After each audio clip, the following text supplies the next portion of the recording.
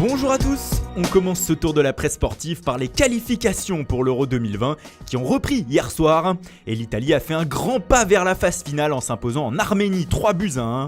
Menée 1-0, la squadra azzurra a su réagir et s'est imposée grâce à un doublé de Andrea Bellotti. L'attaquant du Torino a sauvé les siens et se retrouve donc en une ce matin du Corriere dello Sport. Très bien Bellotti, titre le média. Avec 5 victoires en 5 matchs, les hommes de Roberto Mancini disposent de 8 points d'avance sur le troisième de leur groupe, la Bosnie.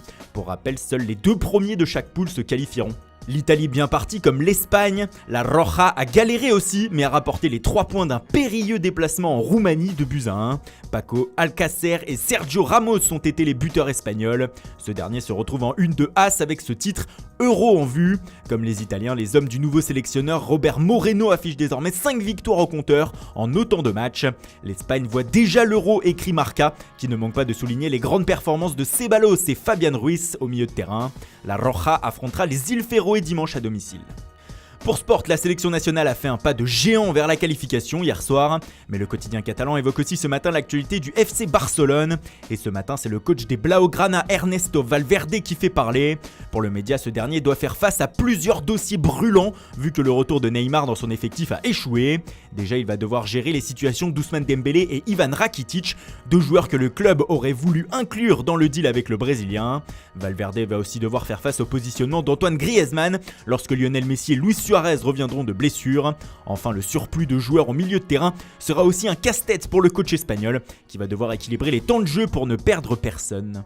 On évoquait Neymar, et bien le voici ce matin en une de Tuttosport. Le quotidien italien révèle les dessous, la vraie histoire comme il est écrit des tractations qui ont eu lieu cet été pour que le Brésilien atterrisse à la Juve. Le directeur technique du club Fabio Paratici rêvait de voir débarquer le numéro 10 parisien à Turin et de l'associer à Cristiano Ronaldo. Il a alors proposé, comme l'a confirmé la BBC, 100 millions d'euros plus Paulo Dybala pour convaincre le PSG. Mais le club parisien a refusé et comme vous le savez, le nez est resté en France.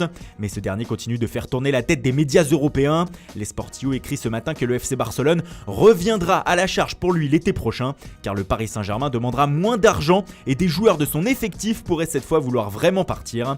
Bref, en 2020, vous n'aurez pas fini d'entendre parler de Neymar. Toujours en Espagne, un autre feuilleton continue après la fin du mercato, c'est celui de Rodrigo Moreno. L'attaquant de Valence a vu son transfert vers l'Atlético de Madrid tomber à l'eau cet été.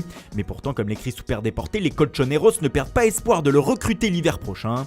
Le quotidien écrit que les Madrilènes continuent de faire tourner la tête de l'Espagnol et que Serni considère que l'accord fixé avec le club tché autour d'un chèque de 60 millions d'euros tient toujours, ce qui n'est pas de l'avis des Valencians qui avaient rompu le deal. Bref, Super Deporte ne veut pas voir son attaquant quitter le club, alors le média lance un appel au président Peter Lim. Ne le vend pas Peter, lâche-t-il. Le Singapourien en tiendra-t-il compte ? Et on termine par Lionel Messi. Le journal El País révélait hier que la Pulga dispose d'une clause dans son contrat lui donnant la possibilité de quitter le FC Barcelone libre en juin 2020. De quoi effrayer Mundo Deportivo ce matin. Même si son bail se termine en 2021, l'Argentin a fixé cette clause avec le Barça afin de garder la main sur son avenir. Il pourrait donc se retrouver libre en juin prochain en l'activant. Les Blaugrana essayent donc de le faire prolonger de nouveau, mais la nouvelle se retrouve déjà en une ailleurs en Europe. Messi gratuit, titre sans retenue la Gazzetta dello Sport ce matin. De quoi alimenter les rêves les plus fous. Le quotidien italien qui revient aussi sur les premières déclarations de la femme et agent de Mauro Icardi, Wanda Nara, depuis l'arrivée de l'Argentin au PSG. C'était hier soir au téléphone à la télévision argentine. Et le moins que l'on puisse dire, c'est qu'elle n'a pas mis de filtre.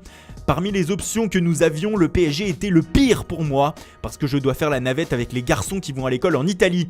Mauro a emballé une petite valise, est parti et m'a laissé avec tout. Les garçons vont à l'école en Italie, alors on va vivre entre Milan et Paris, faire des allers-retours. Une déclaration qui ne devrait pas réjouir tous les supporters parisiens qui malgré tout connaissaient le personnage avant qu'Icardi ne signe au PSG. Voilà, c'est tout pour aujourd'hui. Merci pour votre fidélité, bonne journée à tous et rendez-vous dès demain matin pour une nouvelle revue de presse.